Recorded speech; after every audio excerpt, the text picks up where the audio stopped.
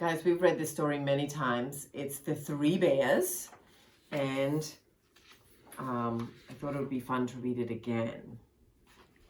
Once upon a time, there were 3 bears who lived together in a house of their own in the woods.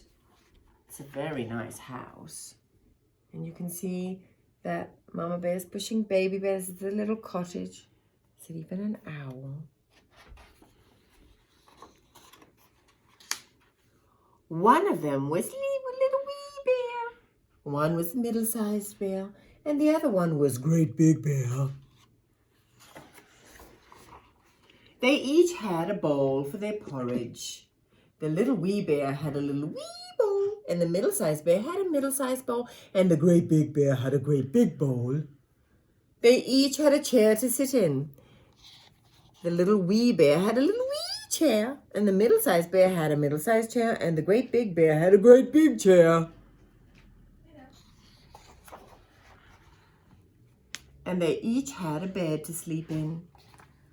The little wee bear had a little wee bed, and the middle-sized bear had a middle-sized bed, and the great big bear had a great big bed. And one morning, the 3 bears had made porridge for breakfast, and they poured it into their bowls, but it was too hot to eat, so they decided to go for a walk in the woods until it cooled.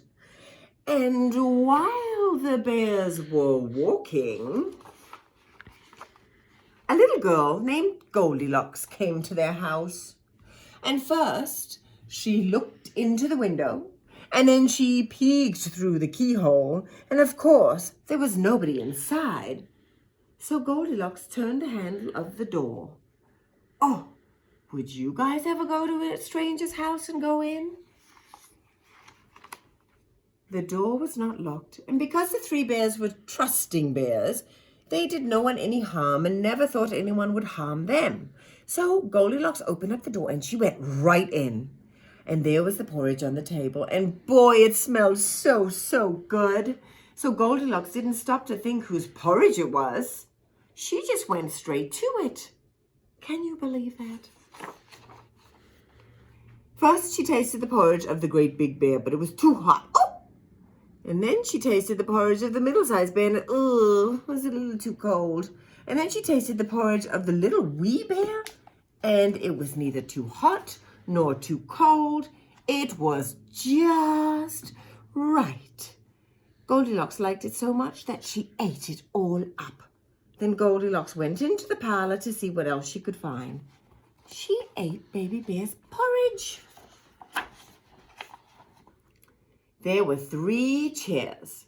First, she sat on the big chair of the great big bear. It was too hard.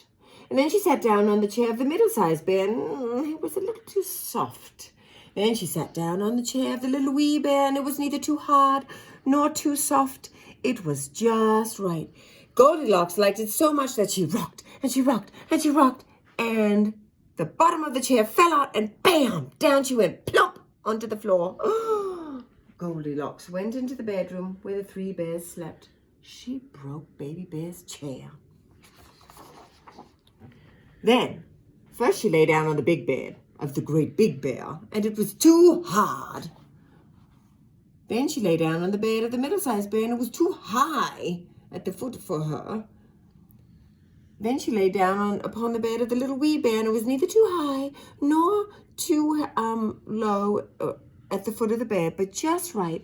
And Goldilocks liked it so much, well, she just covered herself up, and she fell fast asleep. By the time the 3 bears thought their porridge would be cool enough, they came home for breakfast. There they are, the happy bear family, with Mama Bear with all these wildflowers.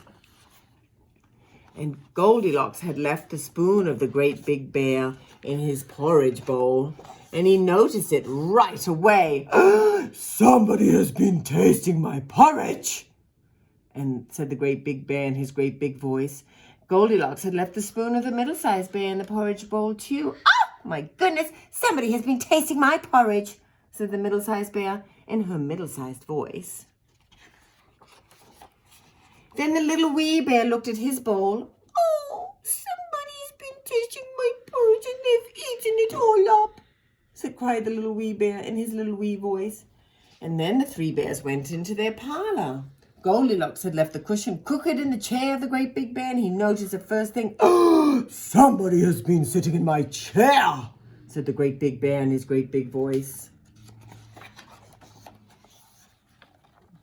Goldilocks had squashed down the cushion in the chair of the middle-sized bear. "Oh, goodness, somebody's been sitting in my chair," said the middle-sized bear in her middle-sized voice. Then the little wee bear looked at his chair. "Oh, somebody's been sitting in my chair and they sat right through it," cried little wee bear in his little wee voice. And the three bears then went into their bedroom. Goldilocks had pulled the pillow of the great big bear out of place, and he noticed it first thing. "Oh, somebody's been lying in my bed," said the great big bear in his great big voice. Goldilocks had pulled the blanket off the middle-sized bear out of place. "Oh, well, somebody has been lying in my bed," said the middle-sized bear in her middle-sized voice. Then the little wee bear looked at his bed and said, "Somebody's been lying in my bed, and here she is," said the little wee bear in his little wee voice. That woke Goldilocks up at once, and there were the three bears, all staring at her.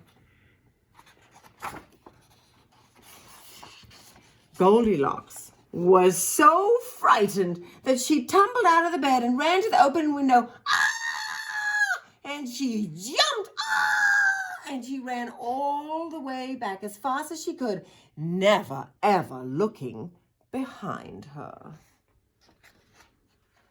No one knows what happened to Goldilocks after that. But as for the three bears, well, they never saw her again.